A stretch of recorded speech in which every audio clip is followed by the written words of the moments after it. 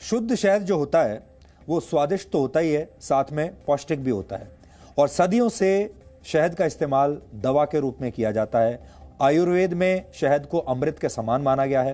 हालांकि मुनाफा कमाने के लिए कई कंपनियां इस अमृत में अब मिलावट भी कर रही हैं। इस मिलावट को समझने के लिए हम आपके साथ नेशनल बी बोर्ड से मिले कुछ आंकड़े शेयर करना चाहते हैं।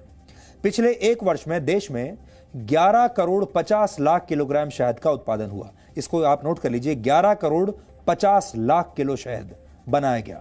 इसमें से लगभग 6 करोड़ 25 लाख किलोग्राम शहद का निर्यात कर दिया गया, यानी बाहर के देशों में भेज दिया गया, लगभग आधा। लेकिन चौंकाने वाली जानकारी यह मिली कि हमारे देश में हर साल करीब 3 करोड़ किलोग्राम मिलावटी शहद का इस्तेमाल किया जाता है। 3 करोड़ मिलावटी शहद, 3 करोड़ किलोग्राम।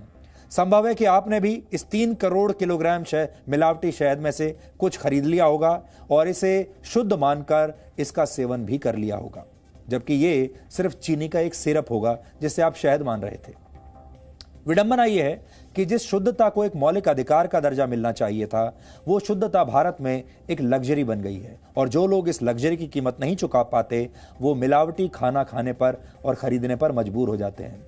अगर कानून की बात करें तो कानून तो हमारे देश में बहुत हैं। कानून के मुताबिक अगर मिलावटी सामान की वजह से किसी की मौत होती है तो उम्र कैद की सजा हो सकती है, उस पर 10 लाख रुपए का जुर्माना हो सकता है। मिलावट रोकने के लिए कुछ और कदम भी उठाए जा सकते हैं। FSSAI चाहे तो शहद का न्यूक्लियर मैग्नेटिक रेजोनेंस यानी NMR टेस्ट जरूरी कर सकती है, अनिवार्य कर सकती है। इस समय शहद का एक्सपोर्ट करने के लिए यह टेस्ट अनिवार्य है। अगर आपको किसी दूसरे देश में बेचना है तो देखिए यह भी कितनी बड़ी बात है। दूसरे देश में बेचना है तो NMR टेस्ट करना पड़ेगा, और अगर अपने ही देश में बेचना है तो इसकी जरूरत नहीं। शहद बेचने वाली कंपनियों के लिए शहद के स्रोत की जानकारी देना भी अनिवार्य किया जाना चाहिए। अब आपको ऐसे 2 तरीकों के बारे में बताएंगे जिससे आप घर बैठे शहद की शुद्धता का पता लगा सकते हैं। यह आपके सबसे काम की खबर है। इसके लिए आप पानी से भरे एक गिलास में 1 चम्मच शहद डाल दें।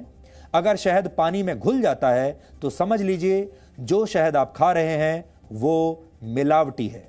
अगर शहद पानी में घुलने की जगह गिलास में नीचे बैठ जाता है तो इसका मतलब है कि यह शहद असली है और शुद्ध है। ये आपके स्क्रीन पर तस्वीर है, इसे आप ध्यान से देख लीजिए।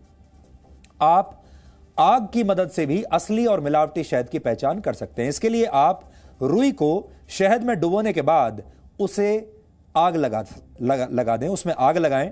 अगर रुई कुछ सेकंड में जल गई तो इसका मतलब है शहद पूरी तरह से शुद्ध है, और अगर शहद मिलावटी होगा तो रुई में देर से आग लगेगी, रुई देर से आग को पकड़ेगी।